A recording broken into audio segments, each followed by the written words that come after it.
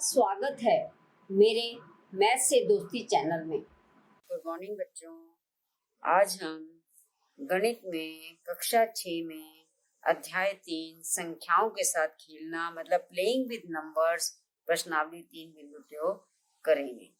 इसमें इस प्रश्नावली को करने से पहले हम इसमें 4 बातें सीख लेते हैं, 4 टॉपिक सीख लेते हैं। सम संख्याएं, विषम संख्याएं, अभाज्य संख्याएं व भाज्य संख्याएं। सम संख्याएं क्या होती है? सम संख्या होती है दो के गुणज, या ये कह सकते हैं आप जिनमें इकाई का अंक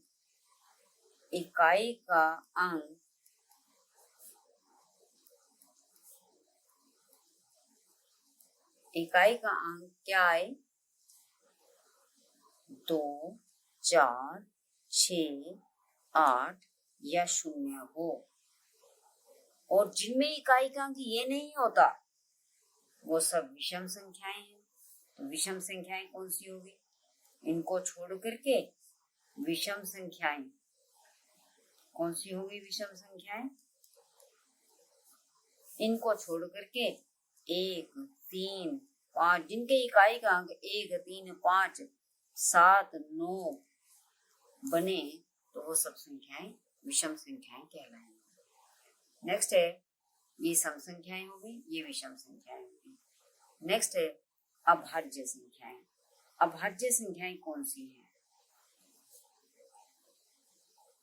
अभाज्य संख्याएं हैं जिनके गुणनखंड, हमने पिछली 3 एक्सरसाइज में गुणनखंड और गुणज करे हैं, जिनके गुणनखंड 2 हैं, 1 and itself, एक तो वो खुद है, एक है और सव्यम है, उसको बोलते हैं। ये 2 गुणनखंड हैं। क्या है ये? 2 गुणनखंड, जिसके 2 ही गुणनखंड हैं उसको बोलते हैं हम अभाज्य संख्याएं। और जिसके 2 से ज्यादा हैं, 3 भी हो बेशक, जैसे 4 हैं, संख्या 4 है, 4 के गुणनखंड कितने हैं? एक तो 1 पे और 4 पे जाएगा, 2 के पहाड़े में भी आता है, 1 दूनी 2, 2 दूनी 4, तो ये आपके पास 1, 2 और 4 इसके गुणनखंड हैं। इसलिए ये जो है आपके पास भाज्य संख्या है। जिन संख्याओं के गुणनखंड 2 से अधिक हो जाती हैं उनको भाज्य संख्याएं कहलाती हैं। और एक चीज और इसके अंदर कि एक क्या है? एक के गुणनखंड तो एक ही है, तो ये अगर एक ही गुणनखंड है तो ना तो अभाज्य है, ये ना तो अभाज्य संख्या है और ना ही भाज्य संख्या है। एक ऐसी संख्या है जो ना भाज्य है ना अभाज्य है। कई बार क्वेश्चन पूछ लिया जाता है पेपर में कि कौन सी संख्या ऐसी है जो ना भाज्य है ना अभाज्य, तो आप एकदम से उत्तर दोगे एक जो है ना भाज्य है ना अभाज्य। क्यों? कारण क्या है इसका ना भाज्य ना अभाज्य? क्योंकि एक के गुणनखंड एक ही है। एक को हम लिख सकते हैं 1 गुना 1, और कोई इसका गुणनखंड नहीं है, एक ही इसका गुणनखंड है, इसलिए ना तो ये भाज्य है ना ही अभाज्य। और जितनी बाकी अभाज्य संख्याएं हैं, अभाज्य मतलब प्राइम संख्याएं, प्राइम नंबर बोलेंगे आप इसको, प्राइम नंबर। प्राइम नंबर जो है 1 and itself ही इसका गुणनखंड है। इसके फैक्टर जो हैं 1 and itself, और कोई फैक्टर नहीं है इसका। तो जिसके 2 से ज्यादा, इसके फैक्टर मतलब 2 ही फैक्टर हो, 2 फैक्टर या 2 गुणनखंड। और अगर आपके पास गुणनखंड ज्यादा हो जाते हैं 2 से, तो सब भाज्य संख्याएं कहलाती हैं। तो मैं आपको पता चल गया कि सम संख्याएं कौन सी हैं, विषम संख्याएं कौन, देखते ही बता सकते हो कौन सी संख्या सम है। जैसे मान लो कर दिया, ये रकम है,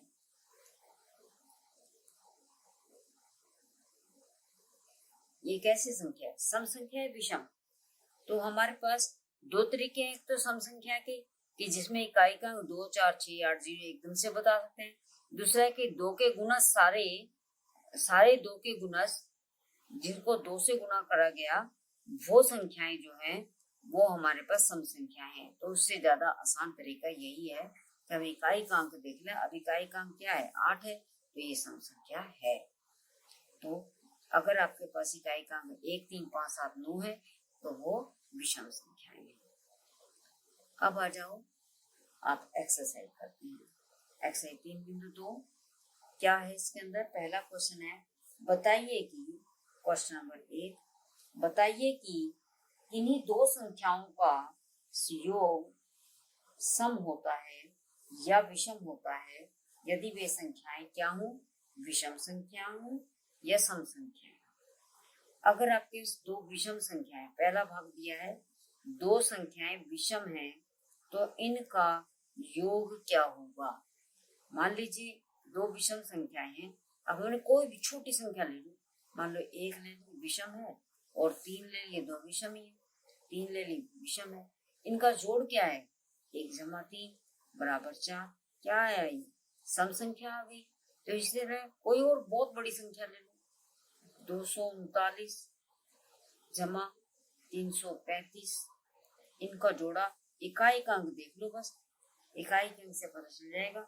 9 और 5 14, 14 में इकाई का अंक क्या बन गया? 4। तो ये भी आपके पास क्या बन गई? सम संख्या बन गई। ऐसे पता चल जाता है कि अगर 2 विषम संख्याएं हैं उनका योग हमेशा ही सम संख्या बनेगा। अब है 2 सम संख्या, बी भाग है इसका, ये ए भाग था और बी भाग है। यदि 2 सम संख्याएं हैं, क्या संख्या दी है? सम संख्याएं हैं। कितनी? 2 हमने ली, तो उनका जोड़ क्या आता है? सम संख्याओं का जोड़ तो सम ही आएगा। जैसे है आपके पास ले ली 8 और ले ली आपने 12, इनका जोड़ क्या है? 20। इकाई का अंक 0 है, या इकाई का अंक 0 है तो वो क्या हुई? सम संख्या हुई। इस तरह कोई और संख्या ले लो, आपने ले ली मान लो 14 और 16, या 14 और 12 ले लो, 14 और 12 का जोड़ क्या है? 26। तो इकाई का अंक क्या आ गया? 6। तो ये आपके पास अगर इकाई का अंक 2, 4, 6, 8, 0 हो तो वो संख्याएं सम संख्याएं ही कहलाएंगी। क्वेश्चन नंबर 2 है, क्वेश्चन नंबर 2 में आपको बताना है कौन सा कथन सत्य है और कौन सा कथन असत्य है। तो कथन सत्य के लिए हम क्या करेंगे? सत्य असत्य बताना है। तो हम इसको करके देखेंगे पहले, फिर देखते हैं सत्य बनता है या असत्य बनता है। तो आपके पास एक रफ लाइन लगा लेते हैं, उस रफ लाइन के अंदर ही हमने काम को करना है। रफ लाइन लगा लेते हैं, इसमें यहाँ करते जाएंगे, इधर सत्य असत्य बढ़ते जाएंगे। कितने भाग है इसके? जे तक। तो इधर रफा कर लेंगे, इधर हम सत्य असत्य भरते जाएंगे। तो हम क्या करेंगे इसके अंदर? पहला क्वेश्चन में पहला भाग है ए भाग। ए भाग में लिखा है A B C D E F G H I J. J भाग तक इसके भाग है। पहला ए भाग में लिखा है 3 विषम संख्याओं का योग सम होता है। हम यहाँ पे रेफर करके देख लेते हैं। 3 विषम संख्याएं ले लो अपने आप को, जैसे 3 ले ली और 5 ले ली, एक 7 ले ली, तो तीनों का जोड़ क्या है? 3 और 5 8, 8 और 7 15। तो विषम संख्याओं 3 विषम, 2 का तो योग सम आया है, पहले क्वेश्चन में देखा है, लेकिन 3 को जोड़ा तो हमारे पास क्या आया? विषम। और ये कह रहा है क्या? सम। इसका मतलब ये असत्य है, असत्य। नेक्स्ट है 2 विषम संख्याओं और एक सम संख्या का योग सम होता है। वो तो हो गई, 2 का सम हो गया, और तीसरा भी सम है, तो 2 मान लीजिए 3 और 5 8 हो गई। 2 का तो सम है ही, एक सम ले लो, मान लो 4 ले ली, दोनों का जोड़ क्या होगा? 12। तो आपके पास क्या है? सम। तो 2 विषम और एक सम, इनका जोड़ सम होगा। तो आपको क्या लिखा है? सम होता है, सम ही लिखा है उसने, तो ये सत्य है। सी भाग में लिखा है 3 विषम संख्याओं का गुणनफल विषम होता है। बिल्कुल सही है, देखते हैं करके। आपने विषम संख्याएं ली, छोटे छोटे ले लेते हैं ताकि आसान रहे गुना करने में। 3 पंजे 15, 15 105, क्या आया? विषम आ गया। तो तीन संख्याओं का गुणनफल विषम होता है। एक और देख लेते हैं, 1 और 3 और 5 छोटी कर ली, 1 और 1 या 3, 3 पंजे 15 हो गया ना। तो आपके पास क्या आया? 3 विषम संख्याओं का जो गुणनफल है वो विषम होता है। तो आपके पास ये सत्य है। सत्य में आप यहाँ लिखते जाओ, असत्य को इधर लीजिए, बेशक इसी में लिखते जाओ। असत्य है पहला, दूसरा सत्य, तीसरा सत्य। नेक्स्ट है डी भाग। 3 विषम संख्याओं का सी भाग हो गया। डी भाग, यदि किसी सम संख्या को 2 से भाग कर दिया जाए तो भागफल सदैव विषम होता है। यदि 2 से भाग कर दे किसी भी सम संख्या को, जो सम संख्या है कोई ली, आपने 2 ली, तो उसको 2 से भाग कर दे, विषम आ गया।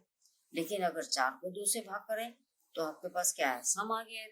तो हमेशा सदैव वर्ड जो लगाया है, सदैव में आपके पास सदैव विषम होता नहीं। एक ऐसी संख्या है जिसमें विषम आ गया, लेकिन आगे जितनी भी संख्याएं आएंगी 2 से भाग करने पर वो सम आ जाएगा। तो आपके पास क्या है? ये असत्य, सदैव नहीं। ई भाग, सभी अभाज्य संख्याएं विषम है। अभी आपने देखा कि सब गुणनखंड जिनके 2 हैं वही अभाज्य संख्याएं हैं। तो आप देखो 2 कैसी संख्या है? ये इवन है, यानी सम संख्या है, लेकिन इसके गुणनखंड कितने हैं? 2 ही गुणनखंड है इसके। तो इसका मतलब ये भी अभाज्य है और ये कैसी सम संख्या है। तो अब कहते बाकी सभी, लेकिन बाकी सब 2 के गुणज हैं, वो सारे के सारे अभाज्य संख्याएं नहीं होगी।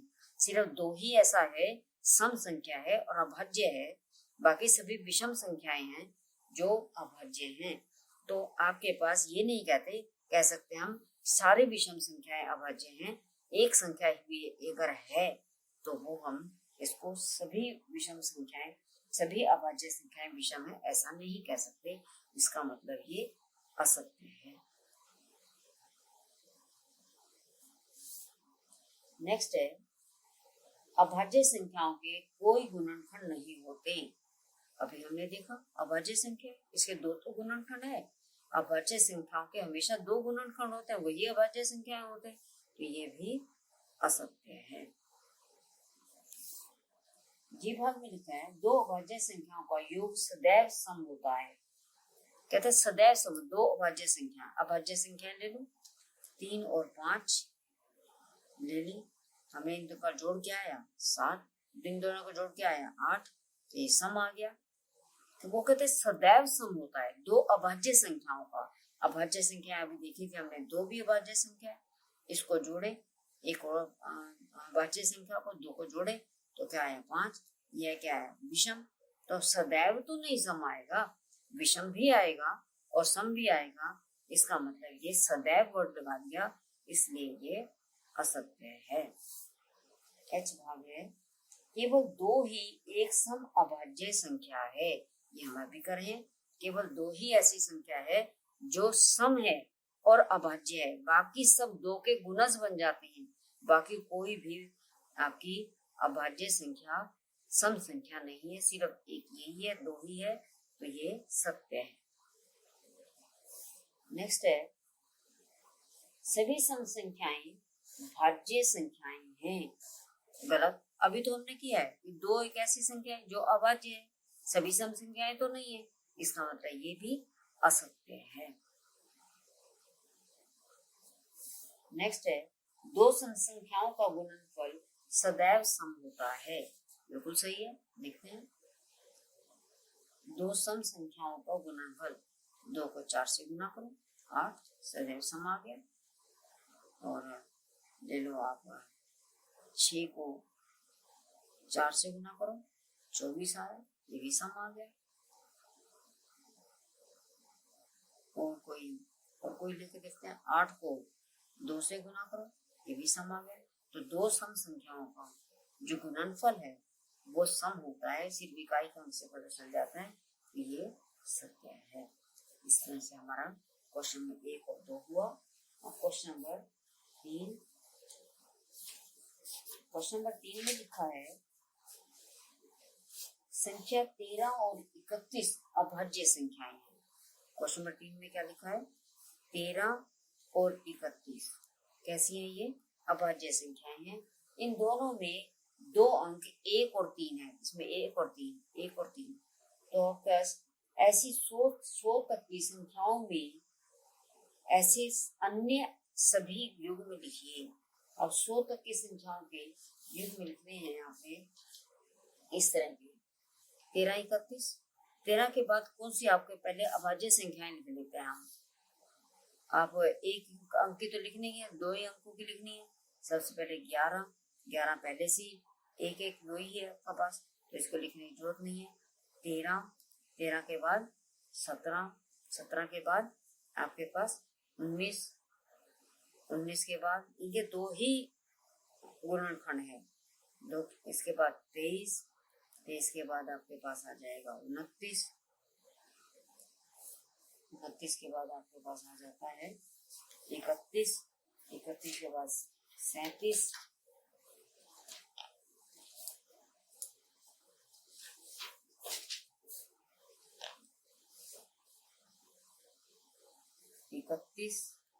फिर 37 फिर आ जाता है पास 41 के बाद 43। सारे सम तो हमने छोड़ देंगे ना। दो के पहाड़े के जो भी हैं, दो जो सम संख्याएं हैं, सिर्फ 2 ही एक सम संख्या है जो अभाज्य है, बाकी सब तो भाज्य है, इसलिए उसको छोड़ देंगे। और 2 के गुणज, 3 के गुणज, 5 के गुणज, 7 के गुणज छोड़ते जाएंगे। जो हमारे हो गई हैं उनको छोड़ते जाएंगे। 11 के गुणज छोड़ देंगे तो आपके पास बाकी बची संख्याएं अभाज्य संख्याएं आ जाएंगी। 47 उसके बाद 53 59 के बाद आपके पास आ जाता है 61 के बाद 62 63 64 65 66 67 67 के बाद आता है 71 के बाद आ जाता है आपके पास क्या आ जाएगा अभाज्य संख्या 79 73। ये भी किसी पहाड़े में नहीं होता है।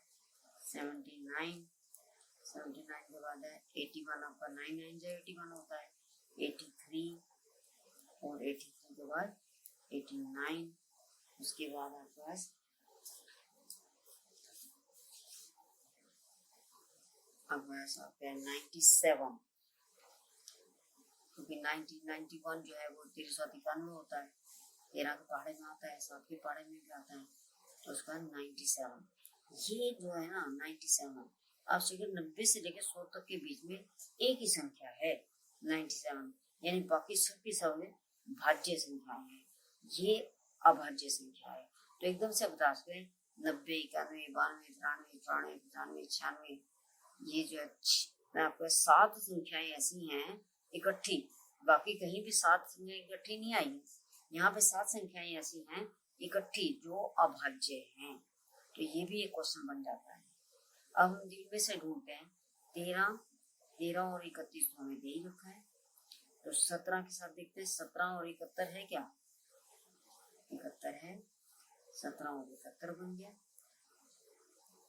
ये आपका एक 7 के साथ बन गया।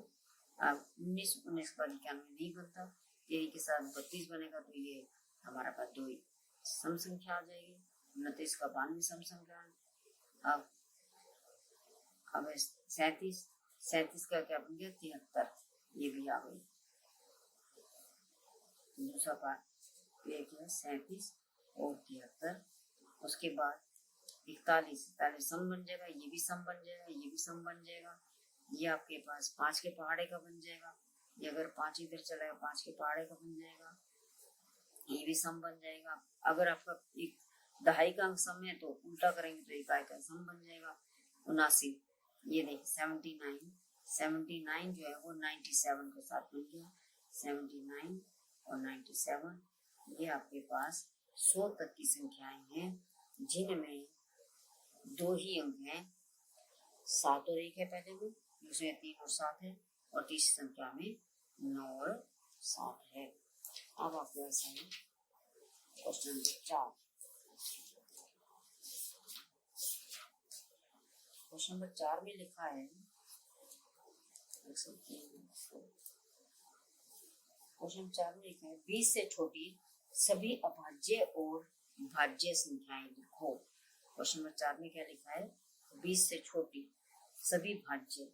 क्वेश्चन नंबर 4, 20 से छोटी हमें सभी भाज्य और अभाज्य, भाज्य और अभाज्य संख्याएं लिखनी है। देखो भाज्य कौन सी है? 20 से छोटी, 20 से छोटे वाली लिखनी है। 20 से छोटी आप 19, 17, 13 ये तो लिखी है आपने। तो आपके पास 1 से शुरू करते हैं। 1 तो ना भाज्य ना भाज्य, 2 अभाज्य, 3 भी अभाज्य, 4 भाज्य, 5 अभाज्य, 6 भाज्य, 7 अभाज्य, 8 भाज्य, 9 भाज्य क्योंकि 3 के पहाड़े में आता है, 9 भाज्य, 10 2 के पाठ 2 पंजे 10, 10 भाज्य, 11 अभाज्य, 13 अभाज्य, 12 आपके पास भाज्य आ गया। उसके बाद हम लाइन लगा लेते हैं बीच में।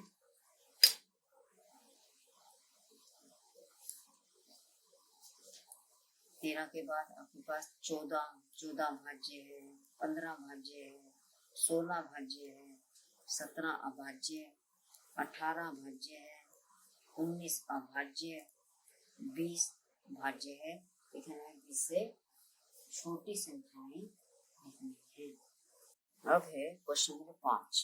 क्वेश्चन नंबर 5 है 1 और 10 के बीच में सबसे बड़ी अभाज्य संख्या ज्ञात करो। अब हमने निकाली थी कि कौन सी है 1 से लेकर के 10 तक के बीच में। अब हमने 11 से तो निकाली थी, सबसे छोटी कौन सी है? सबसे छोटी हमें पता है 2 है, ये सम संख्या है। एक अभाज्य संख्या 3 है, 5 है, 7 है, जिनके 2 ही गुणनखंड बनते हैं वो सब अभाज्य संख्याएं होती हैं। और 9 आपके पास 3 के पहाड़े में आता है, 8 आपके पास 2 के पहाड़े में आता है। तो सम संख्या तो सिर्फ एक ही है, बाकी सब तो विषम संख्याएं हैं। और 10 तक लिखनी थी हमने, तो सबसे बड़ी कौन सी हुई? 7। तो आंसर क्या हुआ? 7। 7 ही सबसे बड़ी संख्या है। Question number 6। क्वेश्चन नंबर 6 में लिखा है निम्नलिखित में से निम्नलिखित को 2 विषम अभाज्य संख्याओं के रूप में लिखिए। 2 विषम अभाज्य में लिखना है। निम्नलिखित कौन से हैं? ए लिखा है 44, बी लिखा है आपको 36, सी आपके पास है 24 और डी आपके पास है 18। इनको अभाज्य संख्याओं के रूप में लिखना है। कौन सी अभाज्य? विषम अभाज्य। तो 44 को क्या लिखेंगे? अभाज्य संख्या अभी हमने लिखी थी। कौन कौन सी लिखी थी? हम लिख लेते हैं 44 तक की अभाज्य संख्याएं कौन कौन सी हैं। 2 हम लिखे विषम अभाज्य लिखने हैं, 3 से शुरू करते हैं। 3, 5, 7, उसके बाद 11, 13 के बाद आपके पास आता है 17, 19 के बाद आपके पास आएगा 23। जो 3 के पहाड़े के हटाते जाओ, 2 के पहाड़े के हटाते जाओ, 5 के पहाड़े के हटाते जाओ, 25 हटा दिया, 26 हटा दिया, 27 हटा दिया, 28, 29 हटा दिया, 29 के बाद 31 के बाद 11 के पहाड़े में 33 आता है, वो हटा दिया, 34 हटा दिया, 35 हटा दिया, 36 हटा दिया,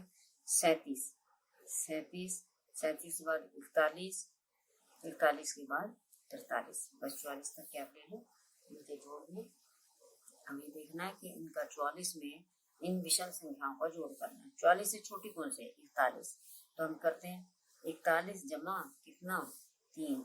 41 और 3 44 हो गया। और देखते हैं इससे छोटी 37 में भी क्या आता है? 37 का क्या जोड़े इधर से? 37 और 44, 37 जमा 7 और देख लेते हैं, 31 देख लेते हैं, 31 साथ बनता है, देख लेते हैं। 31 और 13, 31 और 13 44 होता है, ये भी बन गया। अब नेक्स्ट है विभाग। विभाग में 36, विभाग को से 36, 36 में देखते हैं, 36 से छोटी देखते हैं। पहले हम देखते हैं 31, 31 साथ बनता है, 31 लिया और 5 ले लिया, 31 और 5 36। इस तरह से और देख लो 29, 29 और 7 36। इस तरह से हम बढ़ा सकते हैं और बना 23 साथ बनेगा 36, 23 और 13 36, ठीक है, 23 और 13 36, ठीक है। अब आपके पास है सी भाग में लिखा है 24, 24 में 24 से छोटी देखना है, ये 23 और 1 24, एक तो इसमें है नहीं, एक तो हम ले नहीं सकते। अब आपके पास क्या लगेगा फिर 23 साथ, आप 24 साथ कौन से 19, 19 साथ ले लो, 19 और 5 24, 19 और 5 24, 17 के साथ ले लो, 17 और 7 24, और 13 और 11 भी 24 होता है। इस तरह से हम अपने आप से बना सकते हैं। नेक्स्ट है डी भाग है आपके पास 18, डी भाग में लेना है 18, 18 को क्या लोगे, 18 से छोटी देखो 17, 17 और 1 18 होता है, एक हमने लेना है, तो 13 के साथ देखते हैं, 13 और 5 18, और 11 और 7 18। तो इस तरह से हमने इनके जोड़ लिखने हैं। अब है क्वेश्चन नंबर 7। क्वेश्चन नंबर 7 में लिखा है अभाज्य संख्याओं के ऐसे 3 युग्म लिखिए जिनका अंतर 2 है, मतलब जिनका अंतर 2 का हो, ऐसे 3 युग्म लिखने हैं। तो अभी हमने इनमें से ढूंढ लेते हैं 3 युग्म। ट्विन प्राइम, ट्विन प्राइम का मतलब जिन अभाज्य संख्याओं में क्रमागत अभाज्य संख्याएं उनके बीच का अंतर 2 का हो।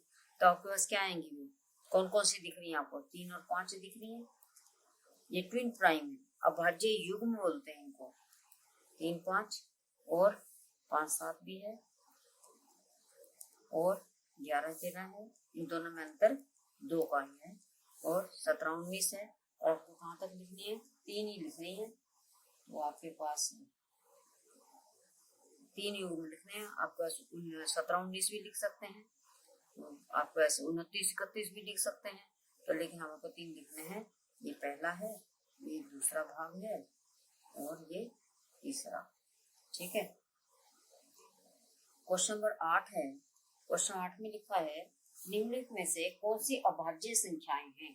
पहला 23 51 और 37, 23 51 37, और लिखा है डी भाग में 26। ये भाग में दिया है, ये बी भाग दिया है इसका, ये सी दिया है, ये डी दिया है। अब आपको देखना है कि ये 26 तो काटी दो, क्यों, क्योंकि सम संख्या है, सम संख्या से 2 ही है। और 51 भी आपके पास ये विषम तो है, लेकिन 3 के पहाड़े में 17 एक बन जा, 17 के पहाड़े में आ जाता है, तो ये भी आपका नहीं है। तो कौन सी रहेगी, 23 और 37, ये हमने देखा भी यहाँ पे, 23 और 37 हमने लिखी है, ये अभाज्य संख्याएं हैं। अब है क्वेश्चन नंबर 9। क्वेश्चन नंबर 9 मैंने पहले भी कराया है, 100 से छोटी 7 क्रमागत भाज्य संख्या लिखो जिनके बीच में कोई अभाज्य संख्या ना हो। तो 100 से छोटी लिखनी है। 100 छोटी में अभाज्य संख्या मैंने आपको बताया था यहाँ पर कि आपके पास, जब मैंने ये कराया था क्वेश्चन नंबर 3, तब मैंने बताया था कि 89 के बाद 90 91 92 93 94 95 96 7 संख्याएं ऐसी हैं क्रमागत जो क्या है, भाज्य है, उनके पीछे कोई अभाज्य संख्या नहीं है। वही लिख देते हैं 90 91 92 93 94 95 96, ये 7 संख्याएं ऐसी हैं जो क्रमागत हैं और जो अभाज्य संख्याएं हैं, भाज्य संख्याएं, इनके बीच में कोई भी अभाज्य संख्या नहीं है। मैं आशा करती हूँ कि आपको एक्सरसाइज 3.2 में क्वेश्चन नंबर 1 से लेकर 9 तक के सब समझ में आ गए होंगे। सम संख्याएं, विषम संख्याएं, भाज्य संख्याएं और अभाज्य संख्याएं क्या होती है सब पता चल गई होगी। धन्यवाद। अगर आपको मेरी वीडियो अच्छी लगी तो मेरी वीडियो को लाइक और शेयर करें और मेरे चैनल को सब्सक्राइब